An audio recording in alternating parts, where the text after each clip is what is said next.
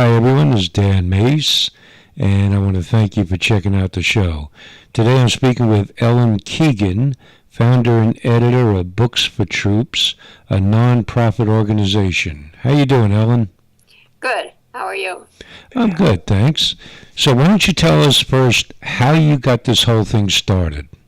I've always been an avid reader, and I had a botched surgery. And after the surgery, I was very, very sick, so that there was nothing I really could do. Any kind of motion worsened the problem. So all I was really able to do was read. And while I was reading, I didn't have the fear and pain and the anxiety about my future that I had otherwise. Right. And so this lasted about a year. And if it weren't for the books, I don't know what I would have done because it was my only form of entertainment. After I finally improved, I decided to volunteer and had gone to a volunteer fair and volunteered for a military mission who sent care packages to the military. Mm-hmm. And I had gone to several of the pack-ups and noticed that no books were ever included in the packages, although there were books available. And after about 3 pack-ups, I asked why books weren't included. And I was told adamantly that the troops did not read and didn't want books. And with a room who strongly agreed with this statement, I said, that's not true. I was horrified that a room of people would even think that. So I said, I strongly agree. I was challenged that if I wanted to send books, then I could do that. They said it would be a waste of my time. So being Irish and being very stubborn and also being told that I wouldn't succeed, I went back home and I took my car out of the garage, got a folding table, begged, borrowed, and stole from friends books, and we got enough money to send 8 boxes of books to the troops.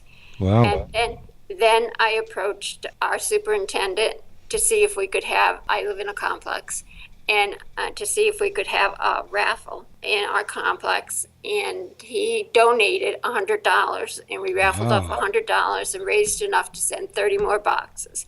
Then I got the press involved, and it just grew from there. Pretty We, amazing. we've now sent over 400,000 books in Wow. the last 6 years. And we send to every country that has a deployment military. We also send to 31 VA hospitals, including one in Japan. And we do send to Children's South Africa, a humanitarian effort to educate the children because the illiteracy rate is so low. What motivates me is the incredible response I get from these guys. In fact, I want to send these responses to the group that said that troops don't read. I must get at least an email or 2 or card or letter from these guys and girls thanking me for the impact that these books have made on the morale. And some of the things I hadn't even thought of. Not only is it a source of escape, but gives them a time where they can forget, where they can be released from stress, anger, boredom, and homesickness. One soldier wrote me, he said, it's like a reminder of being at home. It brings them back to what they know. And it also, something I hadn't thought about, is they're always with people. And it gives them a time to be by themselves. Some of the books remind them of childhood. We also had a volunteer who just from reading about us, he's in Indiana, was a comic freak, established a group there that now takes care of comics. And we send comics to the troops, and he is totally in charge of that. He has been wonderful at getting fundraisers in his area and getting 3 comic stores to contribute to those comics. I had one doctor from a VA hospital wrote to me, and he said it's the first time he saw smiles on his patients when the comics came. So we make sure we have a steady supply of those. That's great. Yeah, it really is great. I've gotten letters from admirals, from the commanders, saying what a contribution I've made to the morale of the guys. And then the letters from the guys are just so sweet and so simple. The one thing I have been reminded of, and I think we Americans all have to be reminded of, is appreciation. And we take for granted everything we have at our fingertips. And here these guys are given used books and used comics. Occasionally we throw in candy bars or snacks if our budget can afford it. And they are writing letters, giving gifts, just writing and talking about how great it is what we are doing. And this is something we forget here. We just take it for granted. We don't say thank you. We don't write letters of appreciation. And these guys, because they know real deprivation, are very willing and open to say thank you in a million different ways. In one email, they'll say thank you several times. Right. Well, it means a lot to them. That's exactly the point, Dan, is, they emphasize in every email, not only are the books or whatever in the boxes important to them, what's most important is that they've been remembered and that people that are complete strangers to them are supporting them and taking care of them and taking care of their needs. One of my inspirations for this, and I've always thought of this with the troops, is everyone is very concerned about the practical needs. I'm not undermining the importance of that, but most of the military send care packages to the military, send the practical, the socks and the toiletries. Right. But I always was concerned about what about the mind? And there was a inscription on a library in Ancient Thieves that said, books, medicine for the mind. And Yeah, I like that. I do too. And I thought that is exactly what I want to send. Medicine for the mind, to help it heal, to help morale. And so many of the troops have actually used those words or words very similar. It helps them to heal. One letter said it helps him to feel human again after seeing the horrors of what he sees in the insanity and the lack of respect for human life. The books remind him that he is human. That's a great thing that you do, and it obviously means a lot to the troops. Now, how is your health since those problems you had? Has it improved? No, my health is a problem. It is something that sometimes interferes with how much I can do, but at the same time, Books for Troops is a wonderful distraction. Yeah, and with all of that you're dealing with personally, you're still doing all this work for Books for Troops, and that's an amazing thing in itself, and I gotta thank you and congratulate you personally for all of your hard work with this. Now, tell everybody how they can go about helping you. Our biggest worry has always been in fundraising. We do have an adequate number of books. Although, if you feel you want to contribute books, that's fine. They have to be paperback. Books for Troops only sends paperback because the troops cannot carry it. And if you think about it, you would see why. They're too heavy, the hard-covered books. They carry them in their backpacks, or they carry them to night watch or wherever. Right, and they're bulky. They're too heavy. You're right, and bulky. And paperbacks can be sent to us at Books for Troops, 152 Oak Brook Commons, Clifton Park, New York, 12065.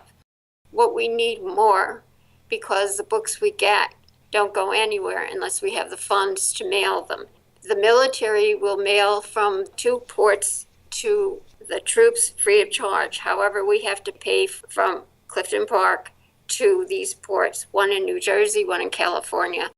And we have to raise money, which is very time consuming and very difficult, and ask for donations. Some people have been extremely generous, and other people just bring truckloads of books and don't give us a dime to help us to send them. The books have to be in good condition, very good condition, Right. because the troops pass them Amongst themselves, from one to the other, yeah. Yes, and they sometimes end up in different countries. I don't know how that happens, but it happens. Or eventually they'll end up in USOs. So if they start in not great condition, they're not worth sending. I also can be contacted at my email address, which is ekeegan3@nicap.rr.com. I'm going to put links to your website and your email underneath the video. So you Great. folks out there who'd like to get in touch with Ellen, there's a link below the video that you can do that, and a link to the website so you can check that out. I'd like to just say one thing I don't think anyone really stops and thinks about is that the troops belong to all of us. They are making amazing sacrifices to keep us safe and free. Some of them have made the ultimate sacrifice. I had one young girl who wrote to me and asked me to send some books and educational things for her 2-year-old. She left her 2-year-old to help protect our country. Wow. And another man who had been in the service he said he had been in every war since Vietnam. He had only known war. Wow. He said this was his last deployment, and he said, I am so tired of leaving my children and my wife and saying goodbye, not knowing if it was my last. And I thought, this is this man's life, and look at the sacrifice. Major sacrifices like that, leaving people behind, not knowing if you're going to ever see them again, besides the living conditions. Right. I have one troop in a remote area and included women, and they had no toilet paper. Ooh. And they lived. Yeah, it's amazing how you don't think about the need for things like that, until you don't have it. Exactly. And they had no showers. And I think I go a day without washing my hair, and I'm, hysterical. And well, I'm bald, so I don't have that problem. But they're living in these conditions. Why are they putting themselves through it except to protect us? They're also protecting their loved one.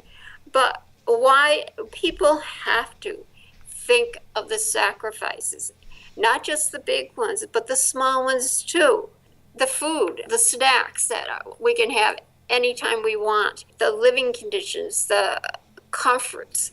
The troops belong to all of us, and we have to be grateful to them and show our gratitude. Well, you think about the sacrifices they make and all the work that you do, Ellen, and asking other people to send some money, send some books. That's not much of a sacrifice.